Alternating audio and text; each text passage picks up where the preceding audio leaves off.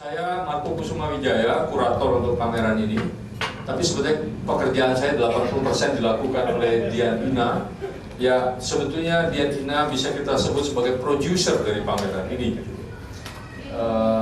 Saya ingin memperkenalkan dua orang pembicara hari ini, yaitu Suryono Herlambang. Silakan Pak Her. Dulu sih saya nggak pernah panggil dia Pak, tapi dia dosen gitu. Jadi memang harus dipanggil Pak, gitu. Memang sepantasnya gitu. Meskipun saya panggil Mas Gun Mas, Pak, saya panggil Suryono Herlambang Pak ini. Dosen soalnya Pak. Semua orang panggil Mas Gun Mas bukan? Pak Suryono Herlambang adalah dosen ketua jurusan perencanaan kota di Tarumanegara. Dengan pandangan-pandangan yang sangat menarik, dan kita mengundang dia karena dia masih, saya pikir, masih research tentang mall, ya. Tapi research tentang mall itu kan berarti juga tentang konsumsi lah, gitu. Karena itu saya rasa kita akan mendengar hal yang menarik sehubungan dengan pameran ini. Kemudian tentu saya seniman kita Irwan Ahmed, silakan. Herlambang nggak ditepukin tadi. Saya sebetulnya tidak merasa perlu betul memberi pengantar kecuali memperkenalkan, tapi saya pikir gatel juga saya pengen ngomong sesuatu gitu biar eksis. Biar eksis. Karena persoalan konsumsi memang persoalan eksistensial, kira-kira begitu kalau mau dibicarakan secara agak mendalam. Eksistensial dalam pengertian tentu saja tanpa eksistensi material kita tidak bisa eksis sepenuhnya, ya. Tetapi persoalan konsumsi manusia itu menurut seorang penulis adalah suatu dilema. Ada buku yang namanya Omnivore Dilema, dilema pemakan segala, ya kan? Karena dua hal, karena manusia punya akal, jadi dia bisa pilih-pilih, dia bisa mengubah-ubah, dia bisa bikin menu, bukan? Dan kedua karena dia bisa masak, gitu. Jadi kita menjadi omnivore, bukan sekedar omnivore seperti omnivore yang hewan lainnya, tapi kita ada omnivore hewan yang mempunyai dua kemampuan, mempunyai akal dan mempunyai kemampuan untuk memasak. Dan karena itu kita bisa makan segala hal. Nah, kota tentu saja adalah suatu tempat di mana konsumsi dan tentu saja produksi menjadi atau mencapai intensitas yang setinggi-tingginya, karena di situ ada kepadatan, ada keragaman, dan karena itu terjadi inovasi, termasuk inovasi dalam berkonsumsi, gitu kan? Ada makanan tertentu yang tidak ada di desa, yang hanya ada di kota karena ditemukan inovasi-inovasi. Begitu juga barang-barang lainnya. Gitu. Pada saat yang sama kota itu sendiri kan adalah ruang, ya, yang dikonsumsi juga, gitu. Karena kita juga mengkonsumsi ruang dengan segala macam keperluannya, dan kadang-kadang sangat rakus juga kita mengkonsumsi ruang. Di Menteng misalnya ada rumah dua dijadikan satu, padahal orangnya cuma dua isinya, gitu kan. Tetapi kota juga, karena kota adalah harapan banyak orang untuk masa depan, sebab kota dirancang juga untuk meningkatkan produktivitas ekonomi, dan dengan sendirinya produktivitas ekonomi juga mengandaikan konsumsi. Jadi kota juga sebetulnya dirancang untuk memudahkan orang konsumsi sebetulnya. Nah, di pameran ini kita mengundang 3 seniman dari 3 kota dengan maksud supaya mereka melihat hal-hal yang berbeda dari kota-kotanya masing-masing. Tiga-tiganya mempunyai kecenderungan yang sangat kuat, dan kita lihat di karya-karya mereka, dikasih topik atau tema apapun, kita bisa tetap melihat kepribadian mereka. Irwan Ahmed selalu melihat ruang-ruang kecil, hal-hal yang ruang dan kegiatan-kegiatan kecil dalam tanda petik yang terjadi dalam kota yang seringkali terlewatkan oleh banyak orang, termasuk oleh perencana kota. Sebetulnya ini sejalan dengan perkembangan dalam kajian perkotaan, apa yang disebut everyday life approach, pendekatan mempelajari kota dengan melihat hal sehari-hari. Jadi ini sejalan. Karena itu saya rasa Nirwan Dewanto menarik mengatakan waktu pembukaan, dia mengatakan karya-karya yang dipamerkan ini bukan sekedar karya seni dalam pengertian konvensional, tapi ini adalah juga cara-cara mereka menyelidiki kota, menginvestigasi kota.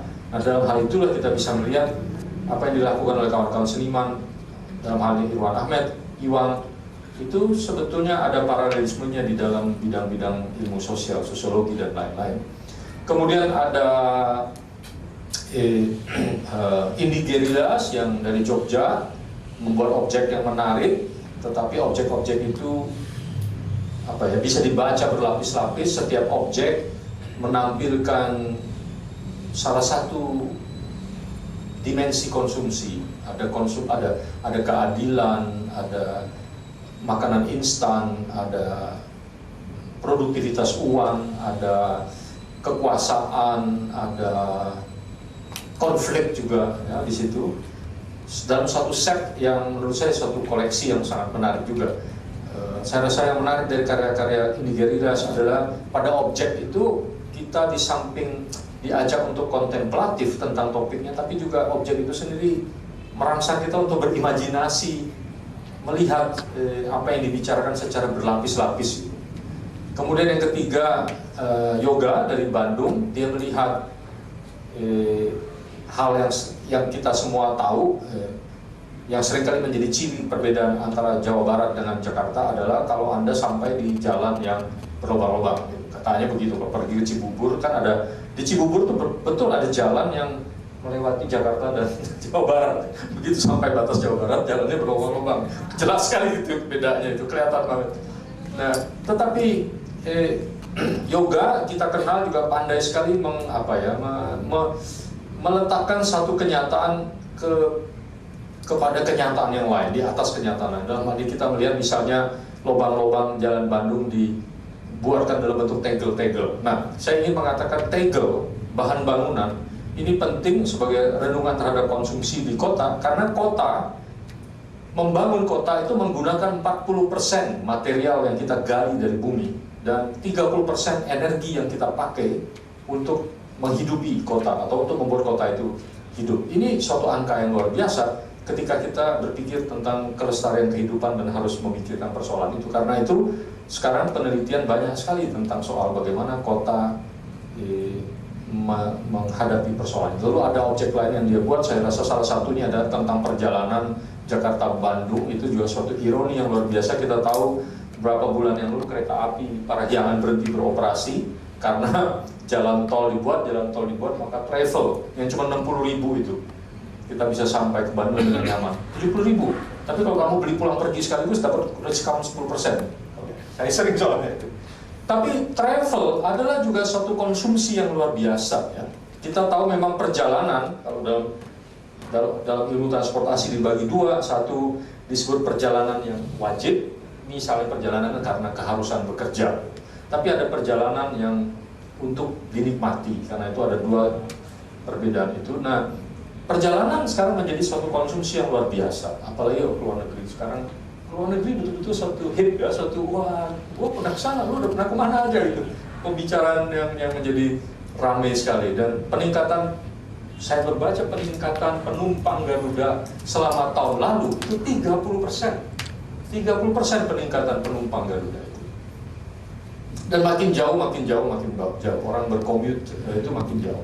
Jakarta Bandung, ada ahli teknologi yang menawarkan istilah desa kota yang mengingatkan kita bahwa Jabodetabek itu bukan hanya harus mencakup Puncak dan Cianjur, tapi juga Bandung, karena begitu banyak commuting antara mereka. Dan itu kalau dikumpulkan maka penduduknya menjadi 30 juta, dan itu adalah aglomerasi penduduk perkotaan terbesar kedua di dunia sesudah Tokyo. Sekarang ini dianggap kedua itu Seoul dengan kira-kira hampir 30 juta. Ya, itulah tiga seniman itu bersikap. Saya rasa bagaimanapun kita melihat ada warna dari kotanya masing-masing. Irwan Ahmed tidak eksplisit menunjukkan kejakartaan, tetapi saya pikir justru di kota yang kelihatannya sangat besar ini, justru yang menarik adalah ruang-ruang yang kecil-kecil itu yang dia lihat justru. Itu aja pengantar Desara. Saya rasa kita ingin langsung aja mendengar pendapat Suryono Herlambang, seorang akademisi dan senimannya sendiri.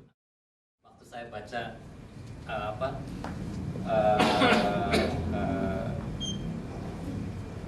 buku yang ditulis ini, juga buku pamerannya, susah banget rasanya saya mengerti gitu ya. Bagaimana, kalau nggak salah kan tantangannya bagaimana seorang seniman bisa merespon kondisi kota dengan karakter konsumsi yang semakin kuat gitu. Ini membuat satu hal yang saya kira sangat menarik tetapi juga sangat susah sepertinya. Sebelum ini Jakarta Bienal yang tahun ini juga ada salah satu tema pameran yang mereka mencoba ke Central Park.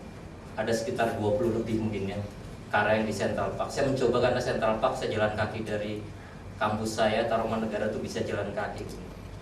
Begitu saya mencoba, saya dua kali saya kesempatan sana melihat dua kali kesempatan dan sebenarnya tidak mudah gitu ya. Saya mencoba memotret, mengambil gambar di sana.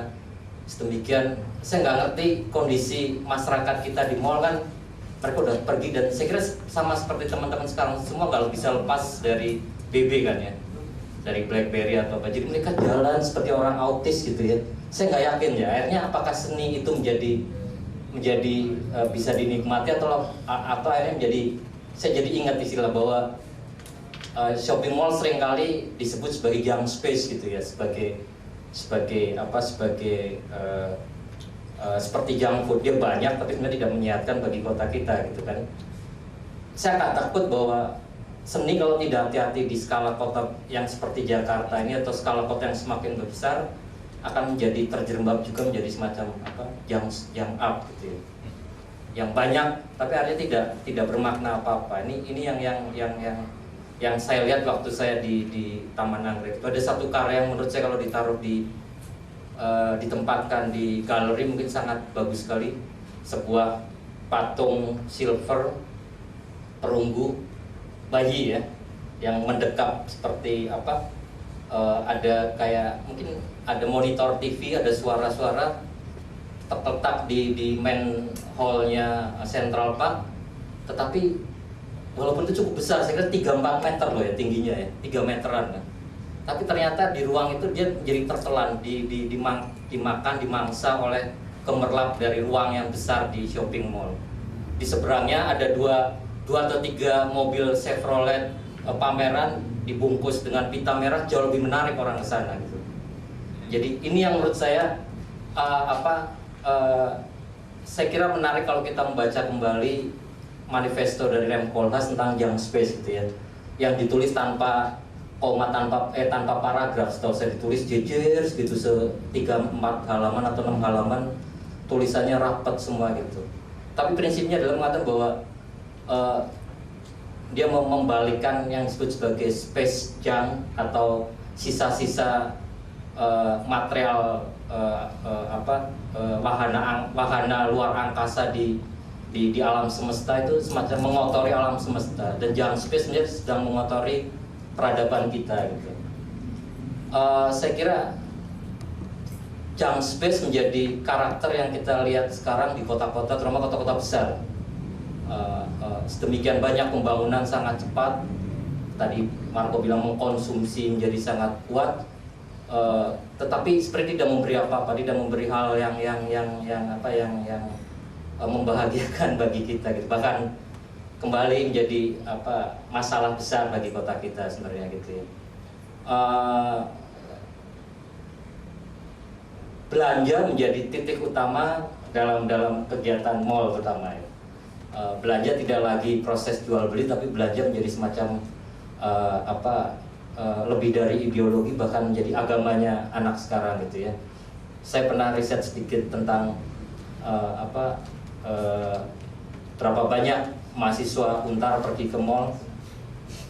Mereka ke gereja seminggu sekali gitu ya, ke mall bisa setiap hari gitu ya, setiap hari ya, paling nggak lebih dari 4 hari ke shopping mall gitu. Jadi waktu luang mereka di luar kerja menjadi habis di mall gitu. Kemudian di mall pun mereka bukan kembali lagi menikmati mall, tapi kemudian mereka asik sendiri dengan gadget barunya gitu. Itu yang kemudian saya mungkin tarik ke karyanya Mas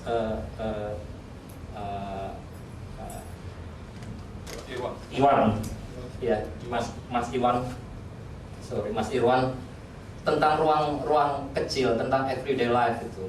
Saya sekarang agak meragukan gitu loh, apakah benar gitu bahwa dengan dengan kondisi gaya hidup sekarang yang kelas bawah itu kedodoran mencari sehari-hari yang semakin susah, semakin berat, kota tidak mensupport sama sekali kehidupan mereka, kelas menengah asik dengan dunianya sendiri gitu ya, mereka lebih mengerti aktif berkirim pesan dengan teman yang entah di mana ketimbang lihat tadi lubang yang di itu gitu ya.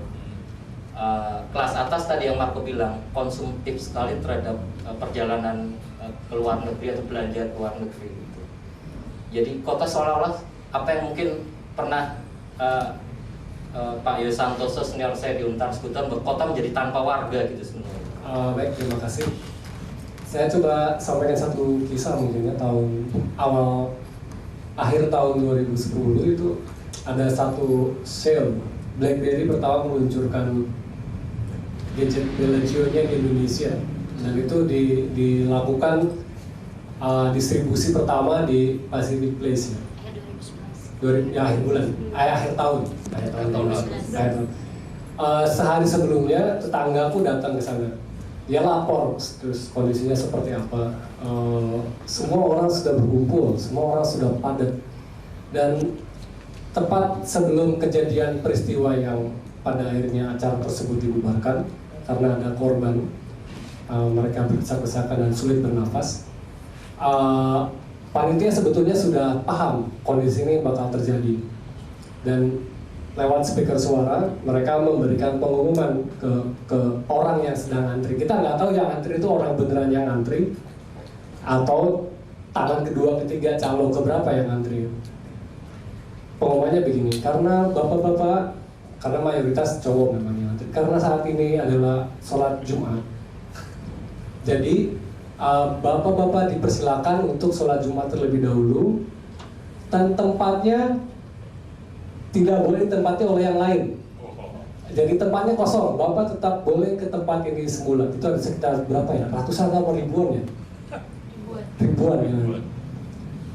3 kali diulang pengumuman itu, dan pengumuman selesai tidak satupun orang yang beranjak dari tempat.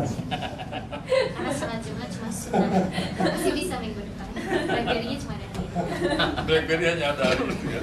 Jadi itu satu kejadian yang menurutku ada satu pergeseran besar yang sedang terjadi di kota kita ini, terutama menyangkut masalah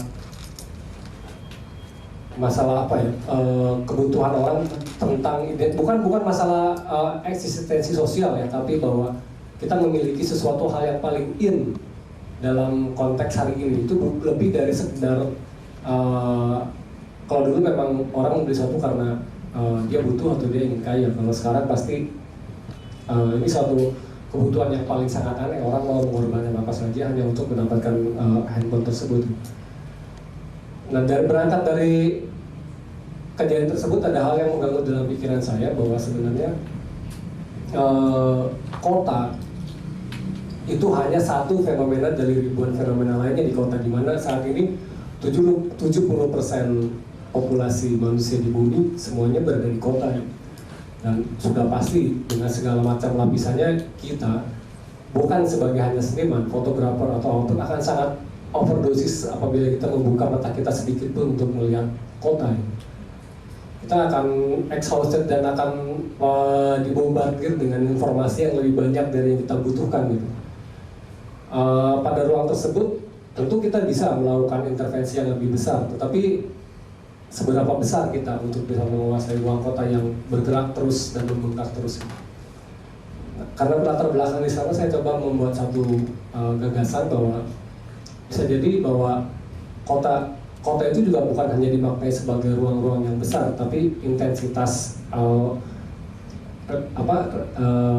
intensitas hubungan antara personal dengan personal lainnya, satu komunitas, satu lingkungan, satu komunal gitu.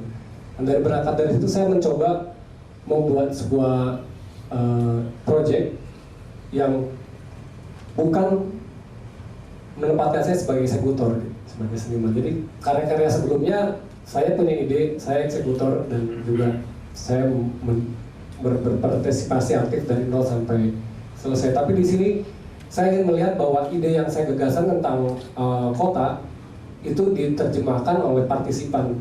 Ada sekitar 5 sampai 6 partisipan yang terlibat dalam proyek saya, dan bagi saya komunikasi dengan lintas orang itu merupakan satu komunikasi tersendiri bagaimana persepsi tentang kota terbangun. Bukan hanya dari sisi karyanya, tapi proses intensitasnya, perjalanan, riset, dan setiap orang yang memberikan feedback kepada saya tentang fenomena yang dia lihat di kotanya itu menjadi satu metodologi tersendiri untuk melihat kota menjadi.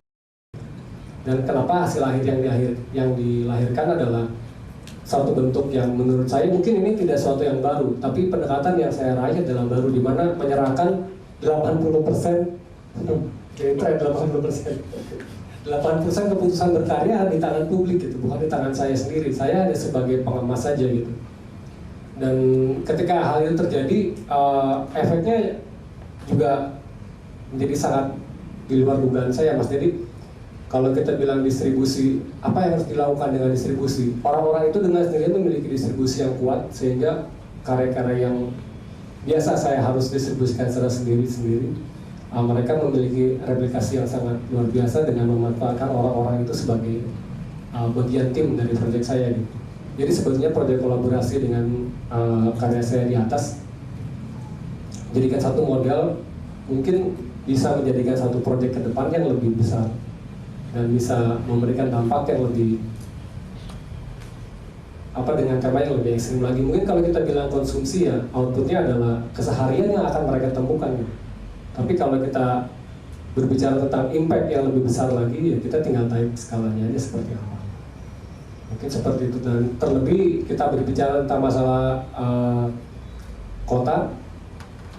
Kenapa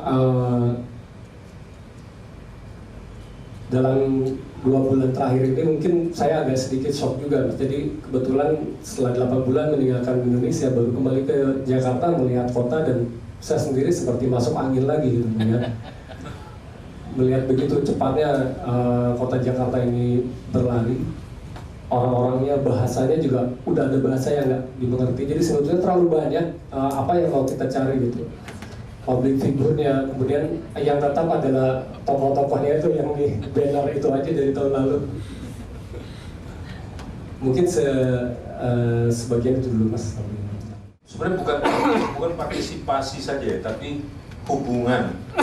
Dan saya tiba-tiba terinspirasi bahwa barangkali itu yang lebih bahaya kalau terancam hilang, yaitu hubungan-hubungan yang lebih dalam ketika proses konsumsi terjadi. Saya rasa itu juga yang ditunjukkan Iwang ketika orang beli mercon, itu kan sebenarnya sangat potensial untuk berkomunikasi tentang orang yang menjual mercon dan dengan yang membeli, atau antara kita dengan supir taksi, atau kita dengan supir busnya. Sebenarnya nggak boleh ngomong supir bus, tapi sebenarnya kalau dengan supir angkot kita sebenarnya menjalin komunikasi. Kalau saya nggak tahu, kalau saya ya gitu. Tapi lalu kita ingat adanya hubungan-hubungan lalu menjadi negatif, perkosaan dan sebagainya. Jadi itu mungkin satu nilai dari investigasi Iwang ketika dia menonjolkan hubungan yang terjadi di dalam ruang-ruang kota itu sekecil apapun, karena justru di situ terjadi ancaman akan menghilang. Tapi pertanyaan, apalah kota itu tanpa hubungan-hubungan itu, justru kan? Kita hanya berhubungan dengan orang-orang yang sejenis seperti itu, bukan sejenis dalam pengertian jenis kelamin, tapi seterata yang sejenis.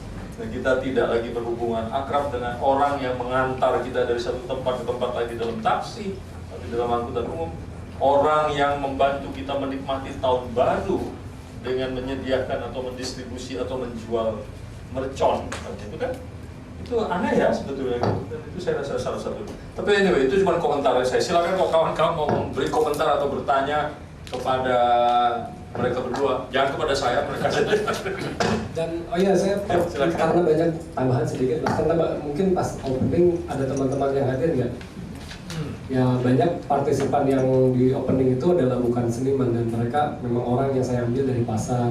Saya bertemu dengan pedagang-pedagang itu secara langsung, dan bagaimana menjelaskan konsep seni yang memang pameran mau ditawarkan ke mereka, dan mereka juga mau datang ke sini, itu juga satu hal yang perlu diapresiasi, bukan dari sekedar proses bawah seni, mereka memahami. Dan ternyata kita tidak bisa memandang rendah mereka ketika melihat bahwa mereka sepenuhnya mengerti dengan apa yang ada di atas gitu.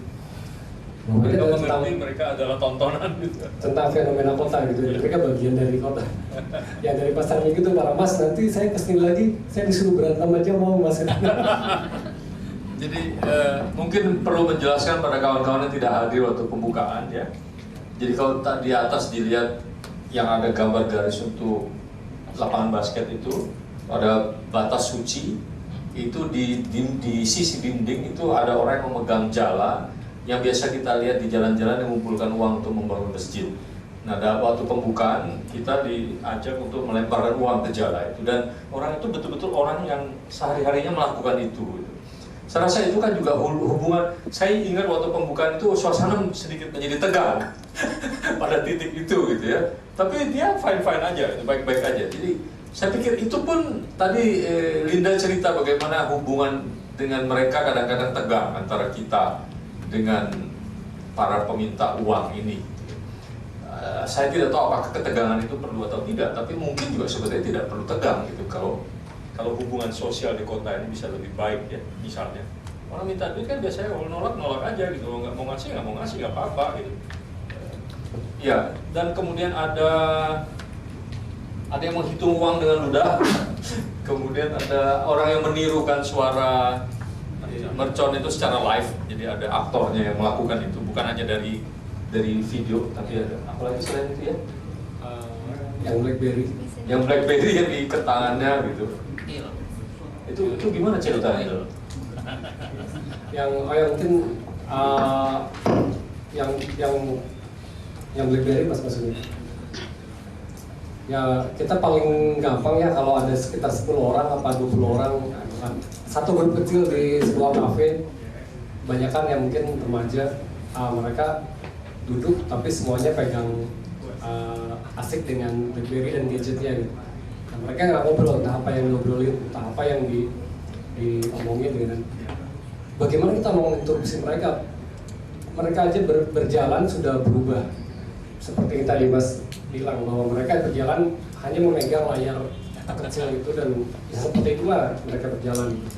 Dan ini saya terpikir apakah harus mengganggu mereka gitu, misalkan dengan membuat performance menutup setiap orang yang berjalan seperti itu di mall gitu. Tapi itu kan juga private-nya dia, itu juga satu public space yang akan sangat mengganggu. Akhirnya saya berpikir bagaimana membuat satu koordinasi dengan menggunakan 10 BlackBerry Messenger, dan semua dalam posisi yang terikat dengan tidak ada pilihan, mereka harus memegang BlackBerry-nya, dan mereka melakukan koordinasi gerakan dengan menggunakan BlackBerry Group secara real time gitu. Jadi kalau misalkan berjalan ke kiri, semuanya berjalan ke kiri, berjalan kanan, dan ternyata yang menarik semua terjadi, tapi juga komunikasinya nggak jalan. Mungkin Dream juga jelek jadi. Tapi orang tetap berjalan mengikuti, itu aneh. Jadi ketika komunikasinya macet, misalkan si leadernya kasih tahu lidahnya harus keluarin, tapi dia nggak bisa terima instruksi. Kemudian dia lihat matanya dan dia tiru untuk bisa keluar. Jadi sebetulnya yang menarik adalah bukan hanya dia menyerahkan kepercayaan, tapi juga tidak percaya dengan distribusinya, terus akhirnya menggunakan bahasa purba lagi gitu, dan nggak boleh ngomong karena dia bahasa visual. Kemudian baru mereka mengcopy aksinya itu menjadi real, dan performance itu saya rencanakan sekitar 5-10 menit, tapi setelah lewat dari 15 menit mereka makin gila. Tantangan yang berat, tersedia ruang-ruang baru, tapi ketika memasuki ruang-ruang itu ada banyak resiko ya. Saya pikir menarik yang disampaikan tadi bahwa ruang-ruang baru itu bukan hanya mall ya. Dan menurut saya juga kadang-kadang kita tuh berlebihan ketika menganggap mall adalah suatu bagian besar dari hidup kita. Kalau saya sendiri merasa mall akan pergi secepat dia datang. Jangan lupa mall itu baru berapa tahun kok gitu loh. Jadi kita belum bisa mengatakan dia akan sesuatu yang permanen di dalam kota kita dibandingkan dengan umur seluruh kota kita. Tapi tentu saja ini argumen yang dalam pengertian ya tidak pasti, ada sesuatu yang kadang-kadang hanya sebentar tapi menentukan sangat, ada yang lama tapi tidak menentukan apa-apa gitu. Misalnya siapa ya? Misalnya kayaknya Fauzi Bowo 30 tahun ngurusin Jakarta nggak menentukan apa-apa misalnya. Tapi ini argumennya artinya wait and see lah gitu. Saya pribadi sebenarnya tidak merasa mall terlalu penting sih menurut saya, tapi ada banyak modus-modus konsumsi di kota-kota kita selain di dalam mall gitu. Tapi juga ada ruang-ruang lain ya, tadi dikatakan ada pasar tradisional, ada ruang terbuka yang lain juga. Jadi bagaimana strategi seniman sebetulnya seharusnya ini kalau mungkin Iwan yang harus menjawab. Terus terang sih, seniman yang tertarik dengan isu kota ini di Jakarta yang demikian banyak sekali problematikanya sangat bisa dibilang minim. Padahal kalau kita ngelihat sehari-hari, mau dari masalah sosial, lingkungan, politik, sampai ke masalah apapun, kota adalah satu lahan yang ada habisnya dan multidimensi ya. Kena satu masalah, ada masalah lain terus. Dan kenapa mungkin pertanyaan saya juga sempat terlontar beberapa tahun yang lalu waktu buat Project Urban Play. Karena tidak sedikit juga orang yang mau berkontinu terus-terusan mereka deal dengan kotanya gitu. Karena proyek kota itu kan juga proyek yang nggak akan bisa selesai. Sekali kita punya emosional sama satu kota itu akan terus-menerus mengattach dalam setiap proses kita kreatif gitu. Dan seniman yang punya pemikiran seperti kota menjadi subjek ataupun tema karyanya adalah dalam tanda petik mereka sulit untuk bisa menjual tema ini menjadi biaya hidupnya mereka gitu. Sesederhana itu loh. Bagi mereka mungkin ini adalah sesuatu yang tidak seksi gitu. Dan kenapa pertimbangan saya selalu tertarik dengan kota adalah pertama saya berasal dari desa. Mungkin kenapa karya-karya sangat desa ya, karena saya juga berasal dari desa dan ada satu harapan-harapan tertentu di kota yang sebenarnya sangat manusiawi sekali terpikirkan bahwa ini seharusnya nggak begini gitu. Ini sangat nggak harus ada nilai peraturan, kebijakan atau apapun yang sifatnya kompleks, tapi dengan pemahaman hati nurani sendiri kita sudah bisa melihat bahwa ini adalah suatu hal yang nggak salah ataupun hal yang nggak tepat gitu. Dan berangkat dari kegelisahan di situ kebetulan karya saya mungkin mencoba melihat kota sebagai satu katalisator untuk bisa berproses secara kreatif. Mungkin juga pada akhirnya beberapa teman yang melihat kecenderungan berkarya kota saya dalam 2 tahun terakhir, apabila melihat sequence dengan karya yang ada sekarang, pasti mereka akan melihat satu dinamika benang merah yang sangat kuat tarikannya kemana, sehingga ketika beatbox fireworks keluar, itu semua orang nggak ada komen apa, cuma haha 5 kali, haha semuanya ketawa gitu. Dan isu itu nggak nyampe ke orang yang belum mengikuti plot. Berarti sangat melihat 2 tahun untuk membangun satu isu kota itu aja belum cukup gitu. Perlu satu maraton yang sangat panjang karena juga pada saat kita belum mau finish di satu tema, kotanya sudah berubah dengan sangat cepat gitu. Bahkan mungkin saya pernah berpikir bahwa model-model praktek berkesenian ke depan yang ingin mengakomodir kota lebih tepat dalam bagaimana seni itu bertindak sebagai parasit gitu. Karena dia kalau mau bener lagi, jadi hero lagi, udah ketinggalan kereta api gitu sebenarnya. Kita mau jadi pahlawan malah jadi so asik gitu. Jadi kita bertingkah lebih radikal. Saya berharap akan memberikan satu interupsi yang sangat powerful untuk publik, sehingga publik bisa menjadi melihat bahwa ada penawaran baru, gagasan baru tentang kota yang disampaikan oleh para seniman. Nah mungkin tantangan kami, mungkin yang seniman yang berkonsentrasi tentang masalah kota, membawa level proses berkeseniannya itu ke tahapan yang berikutnya yang seperti yang tadi saya ungkapkan tadi. Oh ya, jangan lupa ada juga beberapa teman sebetulnya yang di kota seperti Ruang Lupa sangat secara 10 tahun terakhir mereka sangat konsisten melakukan tema tentang kota, ataupun teman-teman yang di street art masih terus hanya juga sedikit mengkritisi bahwa gerakan kota seniman sekarang juga pada akhirnya lari ke arah jadi superhero eksistensi. Nggak ada sih, mana ada graffiti art yang tidak mencantumkan pembuatnya siapa gitu. Jadi ujung-ujungnya nggak ada bedanya sama sama caleg gitu, jadi semuanya juga pengen eksis perebutan lahan gitu. Jadi mungkin bukan hero lagi, tapi ya mungkin terorisnya itu yang diperlukan itu.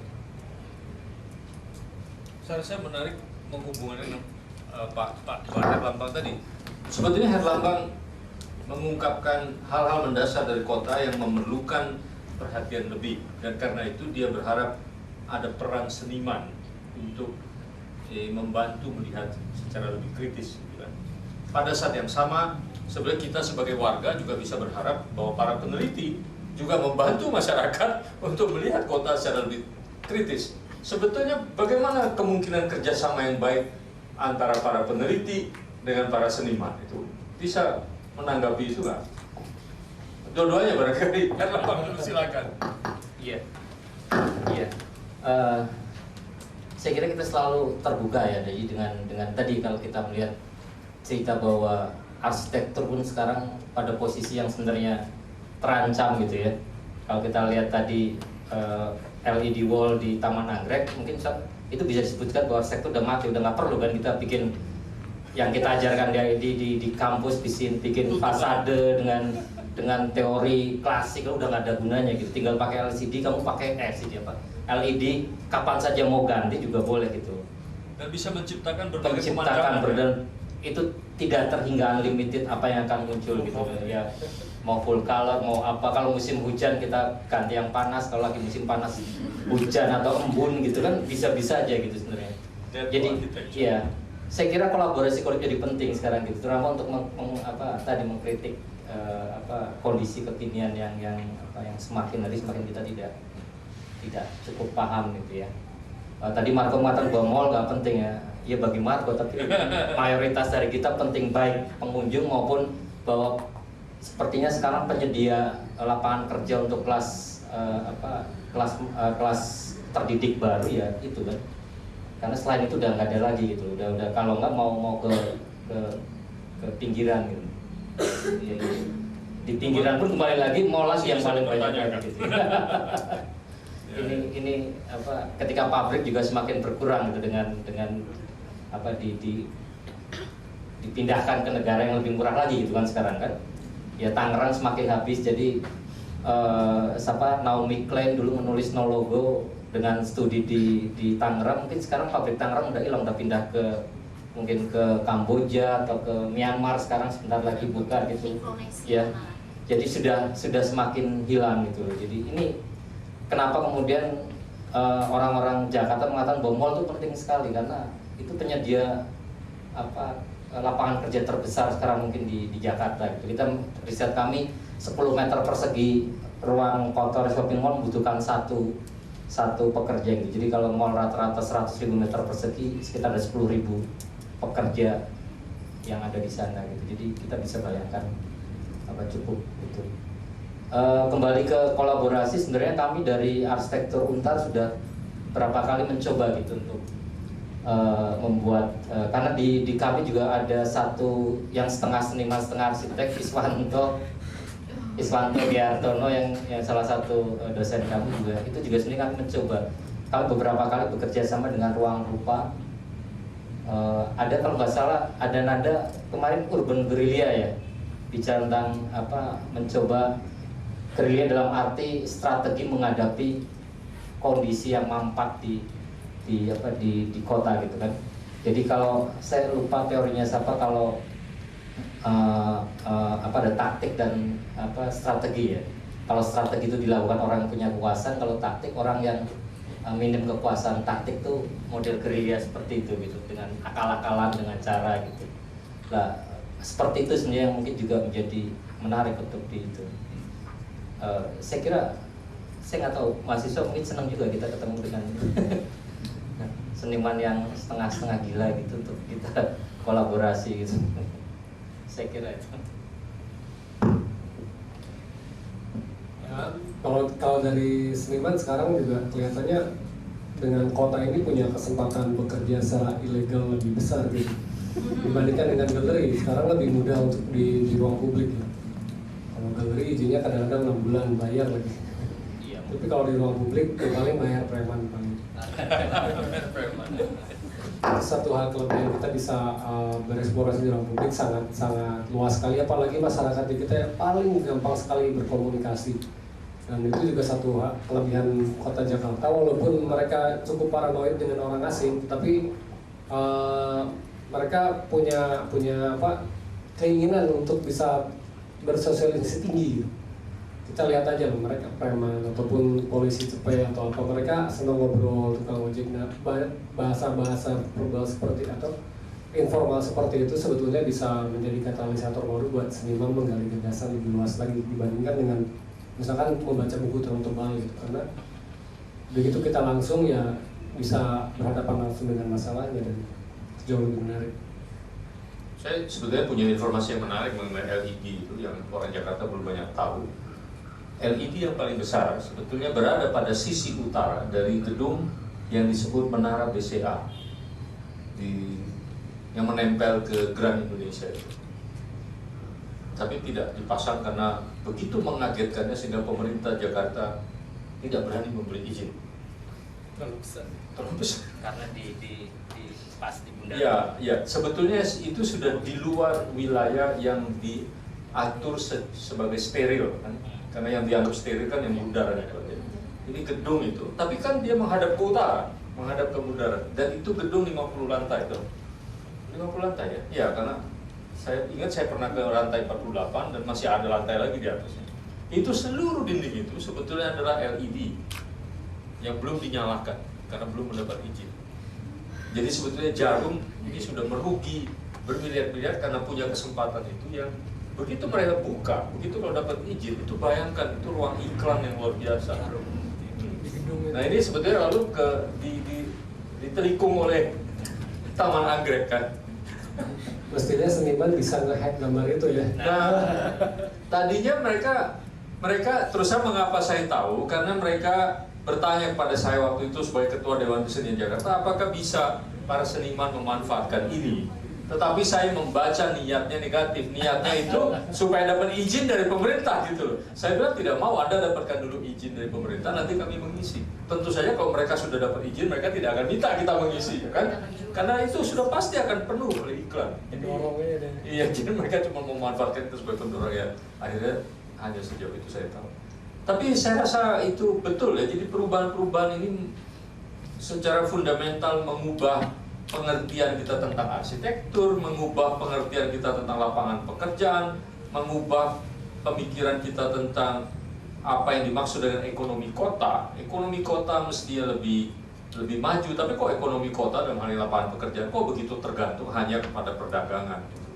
Padahal mestinya ada proses-proses yang lebih besar, lebih maju, lebih mendalam kan, misalnya proses-proses kreatif dan sebagainya. Saya juga baru minggu lalu ke Bandung, saya kaget sekali. Bandung itu ternyata sudah perlu mobil dan motor tanpa harus orang Jakarta ke sana sebetulnya. Jadi salah itu orang Bandung kalau nyalain orang Jakarta itu.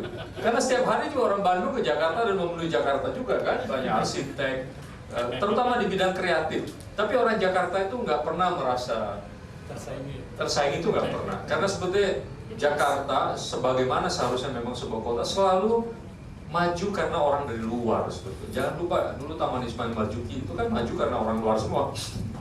Mulai dari siapa? Sani, Rendra kan orang luar dulu, orang Solo, Sardono juga orang Solo, Gunawan Muhammad orang mana?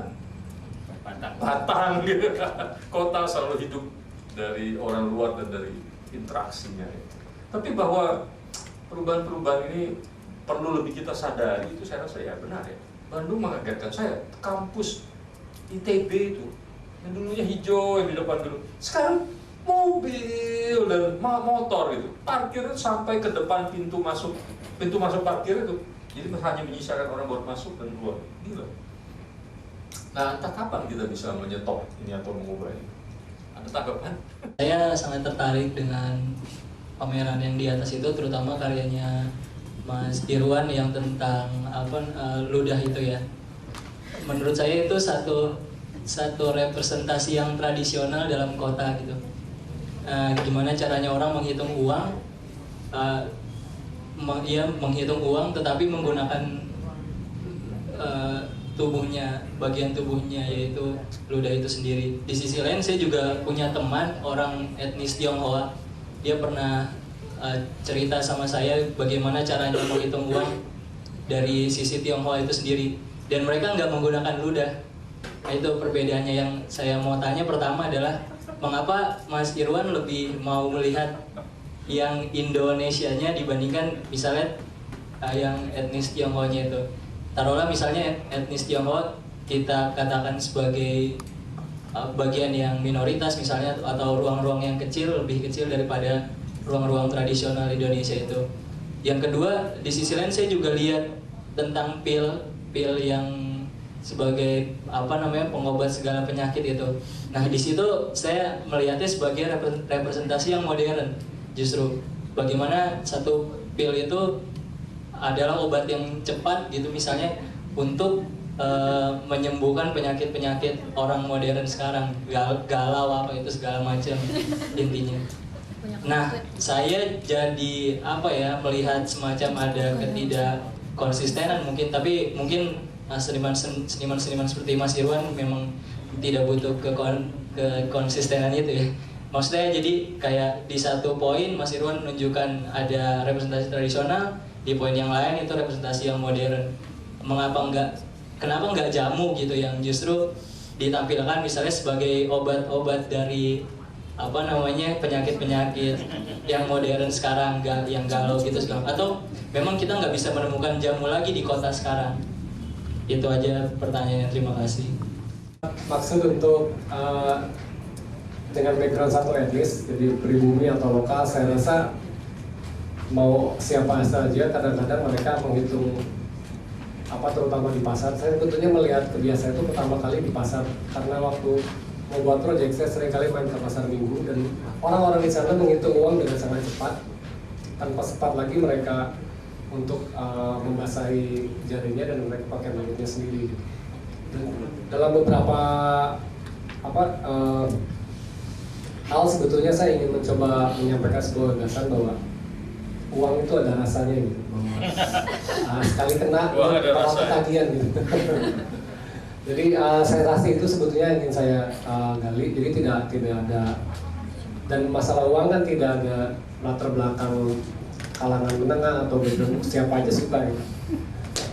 Dari presiden sampai yang pembaca pasti mereka suka dengan uang. Dan eksekusi dengan teknik seperti itu adalah temuan saya sendiri ketika si Mas Ari melakukan transaksi jual beli emas, dan saya menangkap momen itu dan mencoba berdiskusi dengan dia untuk bagaimana ide ini supaya bisa tampil menjadi lebih menarik gitu. Dan akhirnya temannya merelakan dirinya untuk menjadi mesin penghitung uang gitu. Dan proses itu jadi satu karya bareng bersama. Sementara untuk yang pil, sebetulnya saya tidak juga bilang itu obat atau jamu, tapi ketika saya print di tempat itu orangnya bilang ini adalah herbal, jadi saya nggak tahu herbal kategorinya yang mana gitu. Tapi gagasan untuk menemukan bahwa emosi jiwa yang ingin saya garis bawahi adalah bagaimana emosi saat ini menjadi suatu hal yang sangat diprioritaskan oleh orang. Bagaimana emosi juga menjadi satu hal yang dijual oleh berita, oleh media, dan oleh produk. Emosi di attach menjadi sesuatu hal yang mendorong orang untuk mengambil sebuah keputusan gitu.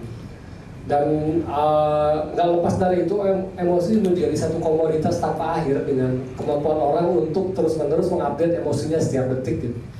Jadi kita bisa melihat orang itu selalu sedih atau selalu apa, dan fenomena tentang emosi adalah suatu distribusi baru, dan emosi yang dulu selalu disimpan dalam hati orang, sekarang kalau bisa dibuka selebar-lebarnya emosi itu supaya direspon oleh orang. Dan iya,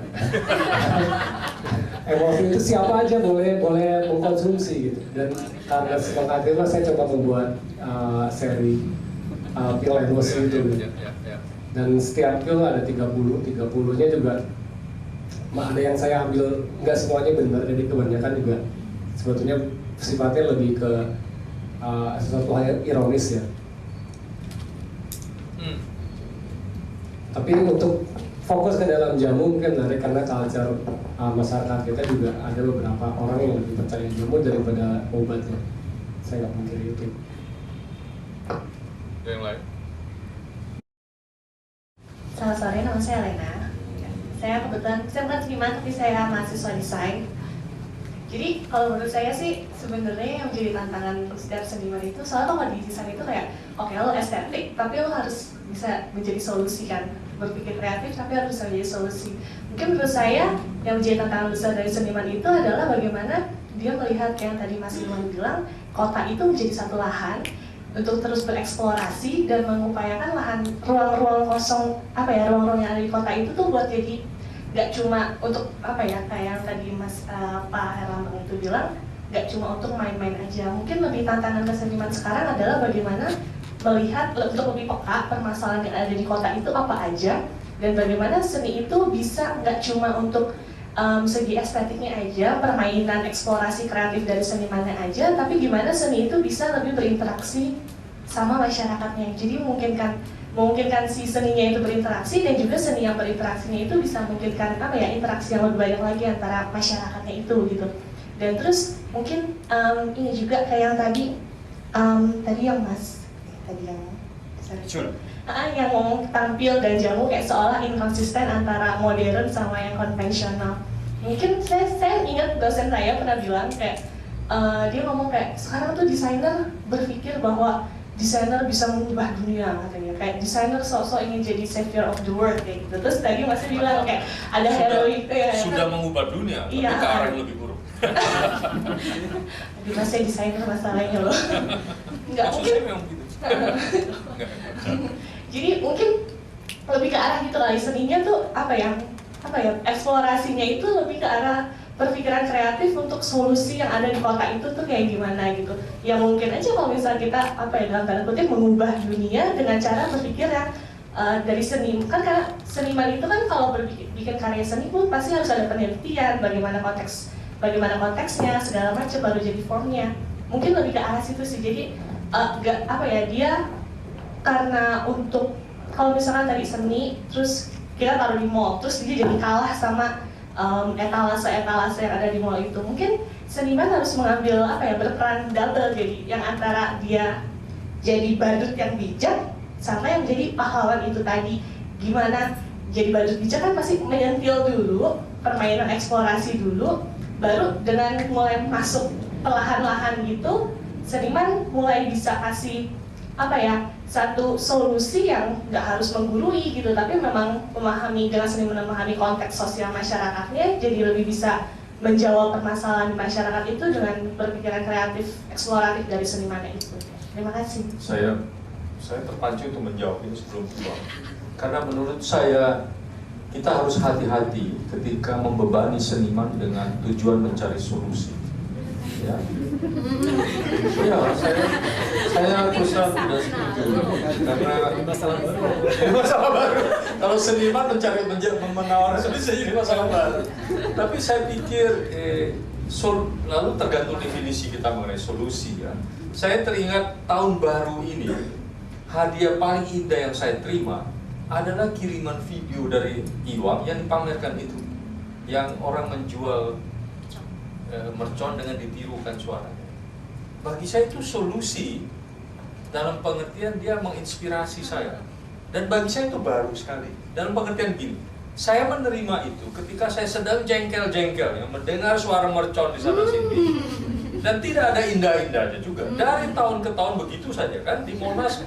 Tiap tahun Pemda menghabiskan uang sekian untuk membakar sesuatu.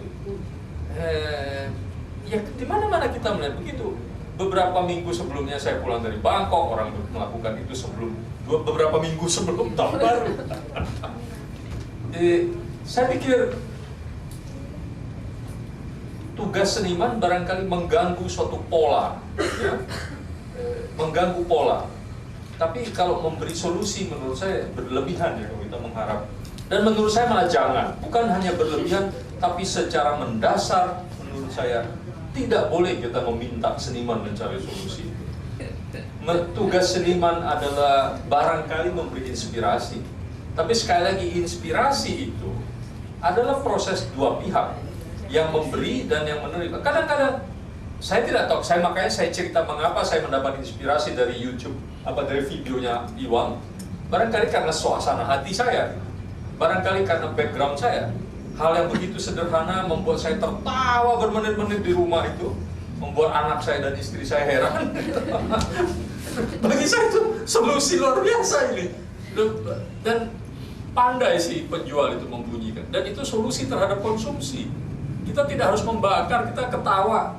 Tahun baru itu kan kita ingin happy loh. Itu saya happy-nya karena itu, bukan karena mercon itu benar-benar dibakar gitu. Tapi orang ini saya terima dari seseorang bernama Iwan, dan dia melakukannya itu dengan penuh perasaan, kan lalu dia pergi ke tempat itu, dia wawancarain orang itu, dia menjalin hubungan personal. Semua itu muncul di kepala kan. Iwan pergi ke pasar mercon, dia menjalin hubungan dengan orang itu, dan dia berhasil membujuk orang itu untuk menirukan suara itu. Ada banyak, ada 5 atau 10 gitu. Dan teknik dia mengambilnya jelas, tidak memperlihatkan mata kan, jadi tidak memperlihatkan identitas. Itu video yang dibuat dengan hati-hati. Jadi dengan melihat itu, saya melihat Iwang di belakangnya, saya melihat kerja keras Iwang di belakangnya, saya melihat usaha dia untuk membuat kita bahagia dengan cara yang berbeda, bukan dengan cara membakar mercon, ya. Jadi tentu ada pengaruh latar belakang itu barangkali. Tapi sekali lagi itu inspirasi bekerja dua arah ya. Ada orang yang mendapat inspirasi, ada juga orang yang tidak mendapat inspirasi dari hal yang sama atau sebaliknya gitu. Tapi gimana Bang? Gimana kalau seniman diminta solusi itu? Mungkin gini kali, kalau sekarang tadi kan mau membela diri dia. Enggak mau membela diri, mau klarifikasi. Oke, silakan. Sama aja padahal. Mungkin yang tadi, iya sih, maksudnya ketika kita ngomong solusi kan nggak harus secara pragmatis tiba-tiba jebret nih bermasalah dengan mercon. Karena kan ya kalau seniman pasti eksplorasinya dia itu adalah yang pendekatan barunya seperti apa gitu, membuka jalan keluar. Makanya dia berperannya double kan, menjadi badut yang bijak yang menyentil dulu, baru dia masuk menjadi satu jawaban gitu. Kan kalau seniman ya memang hidup itu pendek tapi seni itu panjang kan. Jadi kayak kalau terlalu berpikir langsung harus pragmatis nih solusinya harus begini kayak begini ya gimana gitu. Justru seniman itu harus ambil bagian di situ bagaimana. Jadi kalau saya bilang videonya dia itu solusi bagi saya boleh. Iya itu justru itu jadi solusi kan kayak gitu. Tapi pendekatan menjadi solusi nggak harus pragmatis dengan si merconnya itu. Setidaknya itu membuat kita berpikir. Iya itu membuat orang berpikir, makanya jangan jadi badut yang bijak baru kemudian bagaimana jadi solusi kayak gitu. Gimana Bang? Nanti saya jawab, saya kasih solusi lebih. Enggak mungkin aku ngelihatnya terlepas dari itu solusi ataupun tidak, tapi mentalitas berkesenian di kota itu kelihatannya mau nggak mau sangat tergantung dengan apa yang disebut dengan momentum. Jadi sekali kita ketinggalan konteks itu karya kita akan jadi sangat basi gitu, karena pergerakannya sangat cepat gitu. Dan sekalinya kita tidak memiliki kekuatan dengan isu yang sedang terjadi, maka karya yang keluar juga tidak sulit akan dipahami gitu. Dan karena apa? Karena ada pemikiran kolektif yang terjadi di kota, dan ketika kita bisa memanfaatkan pikiran kolektif itu di momen kita, saya rasa itu akan jadi memberikan dampak kerja efisiensi yang luar biasa buat seniman gitu. Dan mungkin bukan hanya sekedar solusi, tapi adalah satu menawarkan gagasan bahwa seniman ada satu perspektif baru dalam melihat hal, ada satu penawaran bahwa itu bisa melihat dari titik ini gitu. Karena kalau udah saya ke solusi, bonusnya terlalu besar buat kita kalau berpikir di solusi, wah. Titik pandang alternatif. Ya, mungkin itu yang lebih kritisnya seperti itu. Kita masih 10 menit, mungkin sekalian closing remark nanti dari Iwan juga. Ya saya kira kalau topik kita adalah seni di kota gitu ya, apalagi ditambah belanja sebenarnya, itu udah cukup spesifik sebenarnya. Jadi mestinya kalau kita ngomong seni di kota ada publik, begitu kita ngomong seni belanja ada tadi konsumsi, produksi, ada konsumen, ada produsen segala. Interaksi menjadi penting, saling pengertian jadi penting. Jadi saya menjadi sangat mengerti karya Mas Iwan tentang kembang api kalau baru setelah Marco cerita gitu. Tanpa konteks itu bagi saya itu penjual biasa kaki lima yang sangat romantis yang kita nggak terlalu itu. Kita bisa bayangkan kalau satu lagi menurut saya, kalau seni di kota teknik menjadi sangat penting sekali. Nggak bisa dengan dengan teknik yang konvensional.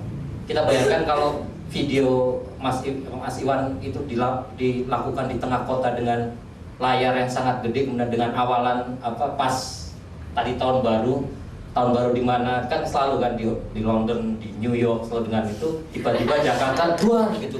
Wah, itu bisa jadi sangat fenomenal sekali gitu. Jadi saya setuju dengan Mas Iwan tadi, konteks waktu pada saat cerita isu di belakang jadi penting sekali. Begitu lewat, orang sudah asik dengan BB kita lagi gitu. Itu menjadi tidak menarik lagi, apa yang ditonton di atas itu menjadi sesuatu yang biasa lagi, tidak menjadi punya gaung yang lebih luas gitu. Tidak experiential. Iya. Saya kira hal-hal ini menjadi penting gitu. Seringkali saya melihat juga kota kita yang terlalu besar gitu, sehingga membuat karya yang mestinya bagus kalau tidak dinikmati dengan benar, dimengerti benar, hanya jadi sangat kembali lagi menjadi dia hilang. Tidak beda jauh dengan kita di tengah kemacetan kita lihat ada Ferrari tiba-tiba keren di tengah Jakarta gitu kan. Tapi begitu dia hilang lalu lintas begitu lancar, sudah kita lupa lagi gitu. Itu bukan barang 6 miliar, 3 miliar saja itu udah lepas saja gitu. Jadi saya kira susahnya seni momen segala itu menjadi teknik, apalagi juga kita mengerti bahwa kota kita punya yang disebut sebagai fenomena farmak ya. Jadi atau maksimalisasi dari semua yang ada gitu. Ya, kita mengerti bagaimana generasi baru budaya pop yang ada di kita sekarang kan. Korea menunjukkan kalau penyanyi bisa 12-30 orang, kenapa masih harus satu gitu kan? Super Junior tuh kalau bisa 50 orang gitu bernyanyi semua gitu, menggabungkan antara tarian, core, fashion show segala. Ini yang sebenarnya apa yang terjadi di kota itu juga seperti itu gitu. Seni menjadi seperti apa gitu. Ya, tidak cukup satu, kalau memang bisa 50 tadi juga Mbak Linda cerita, sedemikian banyak layar yang muncul gitu. Itu semacam kita diberikan di istilah Belanda di donder itu ya. Sedemikian banyak visual informasi, bisa baik, bisa sampah gitu. Tapi begitu momen itu hilang, itu akan hilang itu. Nah, seni seperti itu seperti apa gitu. Kita bukan bicara seni yang di galeri yang kita benar-benar punya kesempatan datang kan untuk melihat gitu. Kalau di kota kita harus, menurut saya seniman harus punya pendekatan dan teknik yang lebih berbeda gitu. Saya kira itu. Dan saya setuju bahwa model parasit penyusupan penting gitu. Karena kita mengerti bahwa kembali lagi saya ke mall ya. Ruang mereka tuh sangat besar sih, bahkan mereka dodoran karena mereka maunya paling besar kan selalu. Tadi LED paling besar, hanya kosong terus kan. Di situ sebenarnya punya kesempatan. Dan tadi Mas Mat juga mengatakan lebih mudah dengan pelaku pasar itu ketimbang dengan galeri yang mungkin kuratornya sangat ruwet gitu kan. Nah di sini mungkin perlu ada satu, saya juga nggak tahu gitu. Mungkin ada kurator publik kali nanti setelah ini keluar gitu. Ya. Saya jadi ingat, saya pernah melihat ini di kota besar, satu di Dubai, satunya di Phoenix, Arizona. Dia mencoba gabungkan komersialisasi trade gitu ya, mall dengan seni. Tapi memang dua mall ini dulunya kecil, tidak lebih dari 2 lantai. Bentuknya lebih kayak promenade, banyak bagian memang ruang terbukanya, dan dia memang dari awal tuh pasti sudah direncanakan, nggak mungkin tuh baru belakangan ownernya tiba-tiba kepikiran untuk naruh seni. Sehingga sebenarnya saya ingat tuh baru nyadar bahwa itu banyak karya seni itu setelah datang kedua kali waktu yang di Phoenix itu. Nah, kalau yang di Dubai, karena saya baca sebenarnya saya pengen lihat gitu, itu memang sukses katanya. Tapi saya ngobrol sama mereka, itu dibutuhkan kekuatan baja, keinginan luar biasa untuk selalu menampilkan sesuatu yang baru. Karena lama-lama orang kan jadi kalau udah sering datang kan lama-lama kita kan suka tune out terhadap hal yang udah biasa dilihat kan. Kita udah tahu di situ akan ada lukisannya, misalnya di sini akan ada patung, di sini akan ada happening art. Datang ketiga kali kalau posisinya sama kita akan tune out, ya kan? Kita udah, karena kan orang kayak gitu kan kalau udah terbiasa. Jadi mungkin saya nggak tahu bikin kerjasama. bikin apa kan, karena kalau mereka kalau nggak salah itu disuruh mallnya tuh lebih bukan cuma tempat trade, tapi juga tempat orang bisa mengasah hal-hal yang lain. Ya, mall menjadi Disneyland sudah, di mana hal-hal yang baru harus diciptakan. Silakan. Terima kasih Linda, itu sharing aja kan. Tapi kita harus menutupnya sekarang. Oke. Terima kasih sebetulnya untuk Salihara dan Marco di Mas Lambang, terutama yang sudah fokus mau mengakomodir seniman untuk mengolah kota-kotanya. Saya rasa bukan hanya prosesnya bagi kami sendiri, tapi ada secara personal sebagai orang yang memang hidup di kota ini, mau nggak mau punya emosional lebih dekat dengan kotanya. Dan saya rasa hal seperti ini menjadi satu motivasi lain lah buat seniman melihat bahwa sebetulnya setiap kota ataupun mau Jakarta, Bandung, Jogja, mereka punya layar tersendiri yang tugas kita sebagai seniman untuk mengupas satu demi satu gitu. Hanya mungkin ke depan apakah konsep kota ini juga akan terus menjadi suatu hal yang trendy? Itu juga pertanyaan kita. Dan apakah cara-caranya masih sama dengan seperti yang kita yakini sekarang? Apakah perlu cara-cara lain? Bagaimanakah pendekatan yang lebih absolut supaya publik yang cepat jenuh, berjalan cepat, melihat cepat, dan lainnya serba cepat ini mau sejenak terdiam melihat apa yang kita buat. Dan saya rasa berbicara tentang kota adalah berbicara tentang kreativitas, dan tanpa harus jadi seorang seniman, saya rasa mungkin teman-teman kalian sekalian ini setiap hari bermanuver melakukan kreativitas lebih hebat daripada seniman di jalanan misalnya. Dan saya rasa apresiasi dari saya adalah beginilah kota yang ada kita sekarang. Mungkin dari rumah ke Salihara aja ratusan manuver yang dibuat. Jadi kota adalah kontribusi strategi, kontribusi pikiran, kontribusi segala macam dari jutaan umat yang mereka juga punya kepentingan yang berbeda gitu, dan itulah yang membuat kota kita menjadi sangat dinamis dan sangat menarik untuk terus bereksplorasi. Jadi dengan kata orang kota pasti seharusnya lebih cerdas karena terlatih untuk bertaktik. Saya ingin meminta orang lain membuat kesimpulan karena saya lihat ada 2 orang yang dengan rajin mencatat. Saya minta barangkali bisa menyumbang masing-masing 3 kata kunci kesimpulan kita hari ini. 1 orang yang saya lihat mencatat terus adalah Anda, 1 lagi Anda. Bisa menyumbang 3 kata kunci. Apa yang bisa kita simpulkan dari pertemuan kita? 3 kata. Pikirin dulu 2 menit. 3 kata. Lebih cepat 3 kata ya. Dan sudah itu kamu. Dia dulu. Dia lagi mikir, biar aja nggak apa-apa. 3 kata. Jangan mall, nggak boleh pakai kata mall. Udah dicoret dulu. Siap? Kota, emosi, dan taktik. Kota, emosi, dan taktik. Nggak usah bilang setuju atau tidak, kita bawa pulangkan ya. Mungkin masing-masing juga ada 3 kata lainnya. Terima kasih. Namanya siapa? Deti. Desi, terima kasih. Kota. Deti. Kota, taktik, emosi.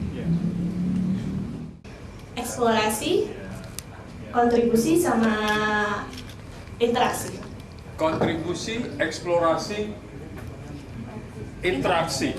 Setidak-tidaknya 3 kata yang kita mau bawa pulang dari diskusi itu mungkin karena itulah segala sesuatu begitu cepat nanti kita lupa semua apa yang kita bicarakan di sini. Tapi kalau ada 3 kata yang kita simpen terus mungkin itu berguna. Terima kasih atas kehadirannya. Terima kasih pada Indah.